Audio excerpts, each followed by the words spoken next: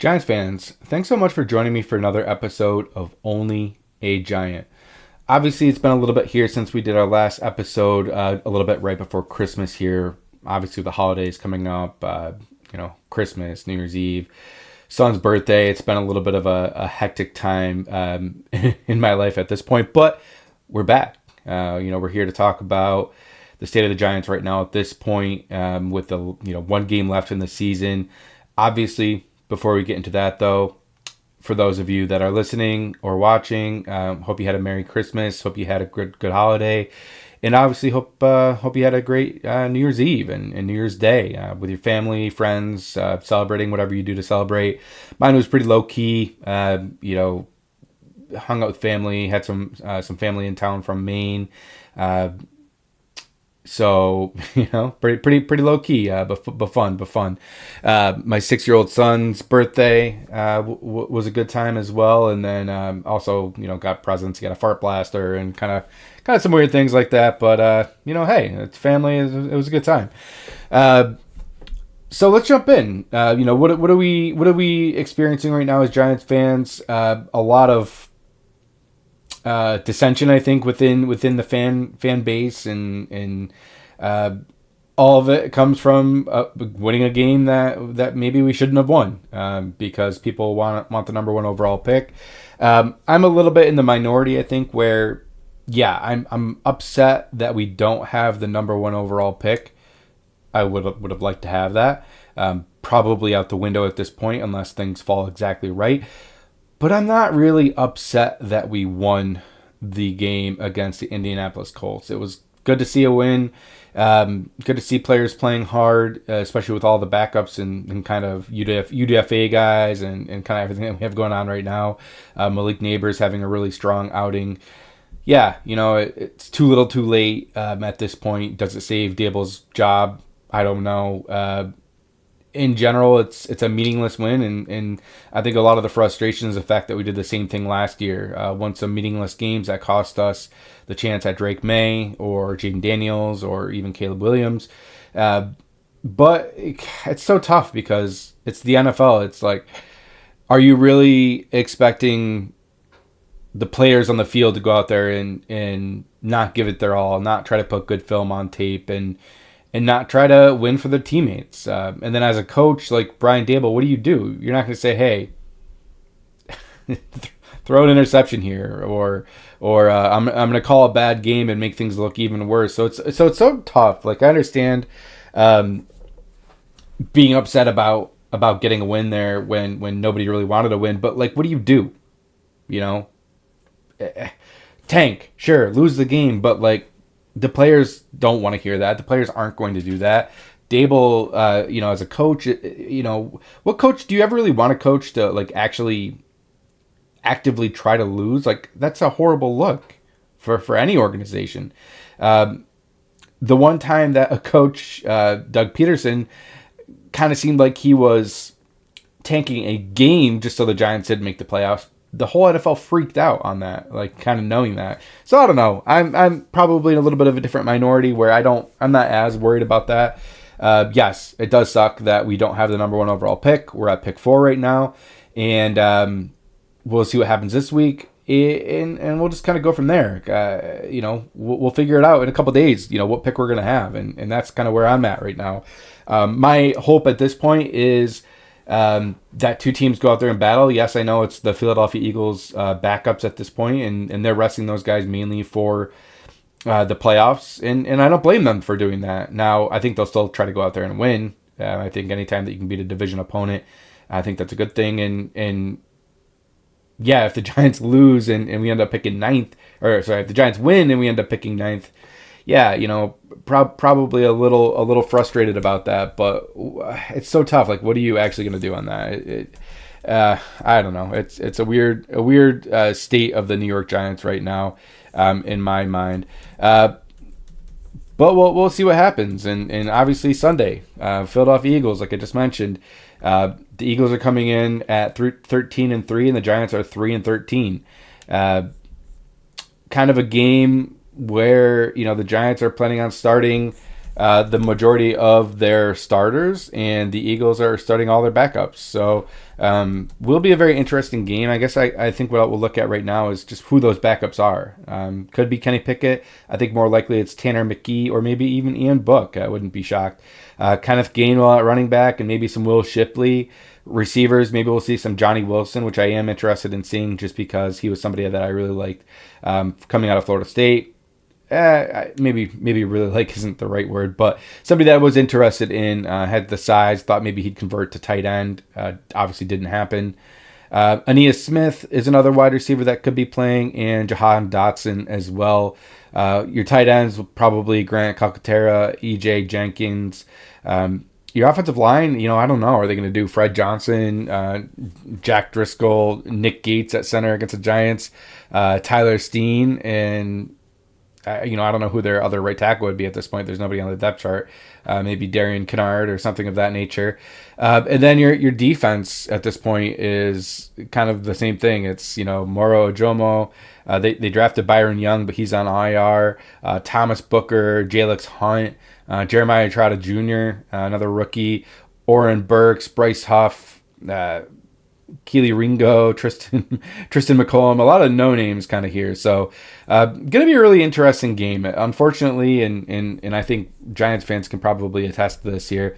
Unfortunately, it looks like a game that maybe the Giants will win, and then maybe, who knows? Hopefully, we don't end up picking ninth, but we'll see what happens here. I don't really honestly want to preview that game that much because nobody really cares at this point, but.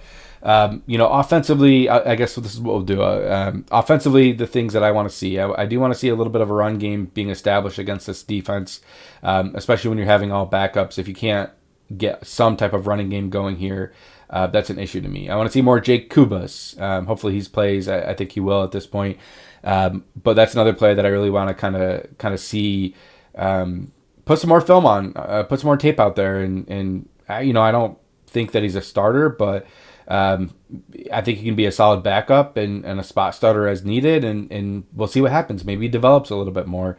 I want to see Malik Neighbors come out of the game healthy. I don't want to see any kind of weird injuries for him, and then have another 100-yard game, and another touchdown or two here.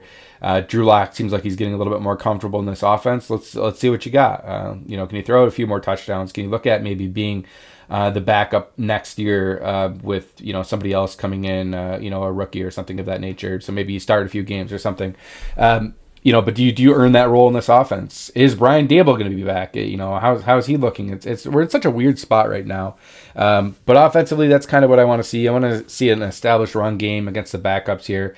I want to see a little bit of domination, honestly, out of that. Our running game's kind of been putrid for a little bit here since Daniel Jones has been out, and can we get that going a little bit? I think would be a good thing to see.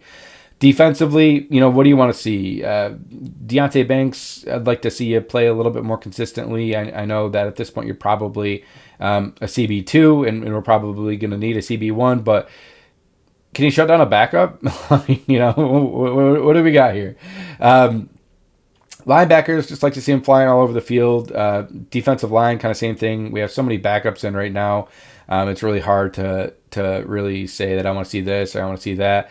Just want to see some good play by the defense, maybe a few more interceptions, especially against a backup quarterback here, whoever that quarterback may end up being. And dominate and then lose. I don't know. This game, I think I would be a little bit more frustrated if we win because I do feel like Philly could intentionally tank this game, and that's kind of the feeling I get. If they're resting their starters and still trying to win, I have no issue with that. And if they're actually trying to win and we win, okay, But unfortunately, I just don't feel like this team, the Giants team, is in a position where they would win this game normally. But if the Eagles are kind of tanking this game, then it may look kind of ugly and it may kind of piss me off, to be honest with you. What else? As far as the Philadelphia Eagles, I am kind of interested to see Jeremiah Trotter Jr. if he does play. And that's about it. Going to be a game that I'll obviously watch. I watch every Giants game, but going to kind of be a big weight off the shoulders, I think, moving forward here once the season's actually over. Once Black Monday comes around, and we kind of figure out what's going on, if the Giants do decide to keep Shane and Dable, if they fire Dable and keep Shane, or if they get rid of both of them. And I guess that's where we're going to turn next. We haven't really talked about that recently. Obviously, I think my most recent take was probably that we were going to fire Brian Dable and keep Joe Shane. I don't know.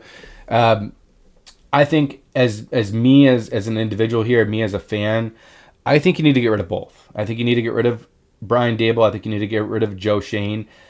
But if you decide that you're keeping Joe Shane, I think you got to keep Brian Dable. I know they're not supposed to be this package deal and everything, and I understand that. But how hard is it going to be to get a coach to come here under this kind of lame duck GM and think that he has a legitimate chance to win here and not get fired next year?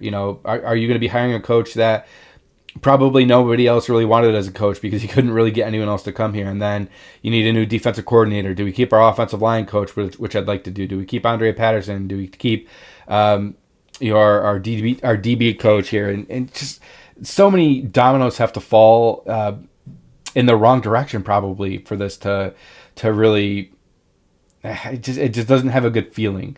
But if you keep Brian Dable, you keep Joe Shane, you see what you have next year, and then you just have a clean sweep. If it doesn't work, then they're gone, and if it does work, then hey, you maybe have some things to work on. Now, once again, that's not what I'm saying that I want to happen. I think if it was me, I'd be firing both of them, and I would be going after the Detroit Lions assistant GM in hopes that would also lure Ben Johnson over. You have hopefully a top 5 pick. That's a recipe for, or a scenario, I guess, if you will, that could be advantageous to a young and up and coming coach, with hopefully a new GM, and then maybe that kind of, we'll get that coaching tree under Dan Campbell, which I would like. I think that's the route I would go, going after the assistant GM for the Detroit Lions, and then Ben Johnson. Pipe dream, probably. What I think is actually going to happen is they're going to keep Joe Shane. And people think like the writing's on the wall about Brian Dable being fired. I kind of don't feel like that. I feel like what I think is Joe Shane's pretty much been like, Brian, stay under the radar. Try not to, cause any waves. Yeah, he's a little fiery on the sideline, but you listen to his pressers and his with the reporters, and he's always like, hey, it's on me. I'm the coach. He's saying all the right things and trying to keep his head down a little bit.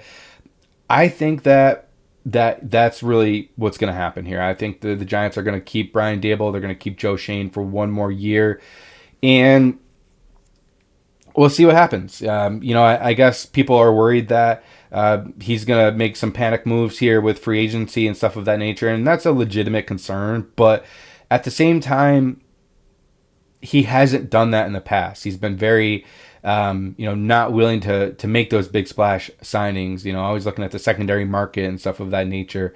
If there is a big splash signing in this free agency when that happens, I think that hopefully it'll be a player they legitimately like and they think that can make a big difference on this team.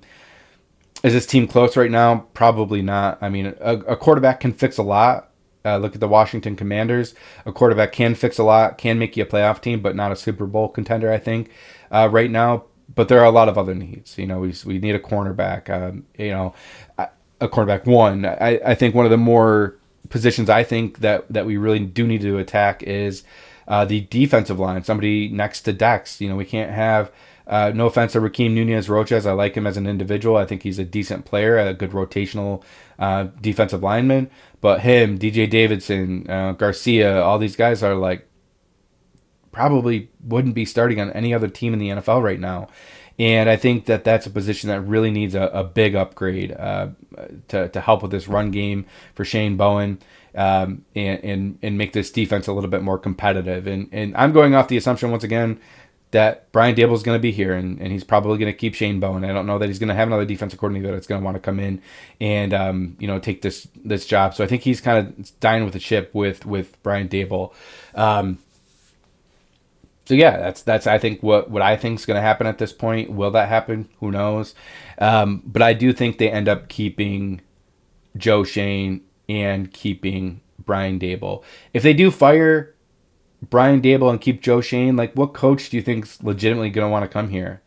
I don't know. It's going to be a retread coach. It's going to be um, Rex Ryan. Probably not, but I just don't see a big market for or a coach that's going to want to come to this market with this current situation where you come in and you're like, hey, I'm on maybe you get a 3-year contract or something like that, but if this goes bad, I'm fired after 1 year, rather than especially even if you draft a rookie quarterback and then the GM gets fired, a new GM is going to want their own coach. So I just don't think that's a good recipe for success moving forward. I really think that ultimately you should move on from both, but I don't think they're going to move on from either. I guess segueing over to back over to the Giants Philadelphia game. And we'll do our prediction for that game. And unfortunately, in my gut, I think the Giants win this game. I think it's going to be like a 34-14 game where, unfortunately, the Giants are scoring touchdowns and doing everything right, and the Philadelphia Eagles are kind of smirking and laughing and chuckling that they're forcing us down further in the draft. And that's what I think is going to happen. I think Philadelphia is kind of petty enough that they will try to tank this game just to spite the Giants, and not actually really try to compete in this game. And that's the feeling I get. That's what my gut is saying. So I think like 34-14, New York Giants win. What else, guys? Obviously, last game of the year here. Once this game is over, I think Monday will tell us a lot, and we'll probably get on Monday and address what the events are, whether that's keeping Joe Shane and Brian Dable, whether that's firing one of them, firing both, whatever ends up happening, we're going to talk about that. And I love playoff football, so we'll probably talk some playoff football, some matchups, maybe make some predictions on the matchups. I think that would be fun as well. And then we'll kind of play it by ear from there. Officially, we're getting close to off season, and I do love off season. I know it's a little slow and there's some downtimes, and maybe we'll have to try to find some stuff to talk about. Obviously, we always love talking about Eli Manning. We'll see if he gets inducted into the Hall of Fame.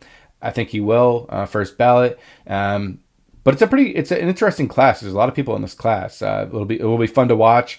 And, if it's something where he does get inducted into the Hall of Fame, maybe the Giants will be on the Hall of Fame game. I don't know. I always feel like there's a method to who they choose on that, like when the previous Super Bowl winner or loser or something like that, but I could be wrong.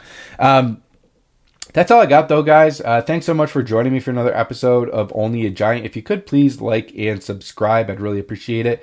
Obviously, this is a little bit of a down time of the year, not downtime per se, but just a mentally down time of the year right now because of just how bad the Giants have been and kind of the current state of the Giants and everything. So, but if you could please like and subscribe, we're going to keep this going at least one episode a week here, kind of moving forward, unless there's a really, kind of downtime, maybe like in between the Super Bowl or something of that nature. But my hope is that there'll be a head coaching search and a GM search, and we can talk about that. We talk about candidates, who we want, and then talk about the coaching tree that gets hired and the guys that we bring in and everything. That's what I hope happens here. So fingers crossed. But gut tells me we're keeping both. That's all I got, guys. Thanks so much for joining me. Like I just said, if you could please like and subscribe, I appreciate it. Hope you all had a Merry Christmas and a Happy New Year. Here's the 2025, and let's go Big Blue. Let's get a new coach, hopefully, and a new GM, and on to better times, and hopefully on to some more competitive teams. Thanks, guys. Love you. Peace.